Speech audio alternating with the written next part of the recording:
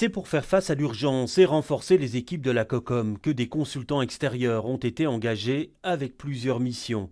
Assurer une coordination entre intervenants, développer l'outil informatique, l'organisation et le développement de la cellule hygiène qui a mis en place la stratégie de test et de vaccination, ou encore la gestion des partenaires. Des top managers qui ont un coût. Une note interne de la commission communautaire commune indique par exemple que le renouvellement d'un contrat de 3 mois pour 4 d'entre eux représente une dépense de 530 000 €. Des contrats de courte durée prolongés depuis lors et que le ministre bruxellois de la Santé assume. Un certain nombre de ces consultants travaillent toujours et heureusement pour la COCOM, ils mettent en place la stratégie de vaccination, ils soutiennent la COCOM dans la mise en place de la stratégie de vaccination, mais aussi du testing et du tracing. Et donc on pérennise, on va pérenniser quoi.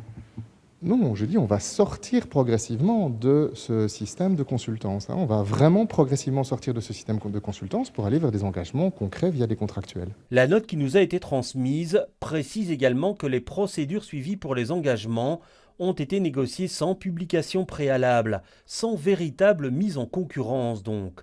Mais là encore, selon Alain Marron, cela se justifiait. La loi sur les marchés publics a été respectée, mais en tout cas c'est la COCOM qui a mis en œuvre ce marché public, et quand la COCOM met en place ce marché public, moi de prime abord, je fais confiance à la COCOM qui est une administration pour respecter la loi sur les marchés publics. Mais face à cette situation, l'opposition s'interroge et demande des éclaircissements. Ça pose question effectivement sur la proportion, est-ce que c'était bien proportionné, le nombre de contrats, quelles sont les procédures qui ont été suivies, est-ce que les prix étaient conformes au prix du marché et est-ce qu'il faut que ces contrats perdurent encore pendant des mois et des mois une fois que toutes ces procédures sont en place. Quant au ministre-président Rudy Vervoort, il soutient les décisions prises et estime qu'aujourd'hui, le recours à ces consultants reste essentiel.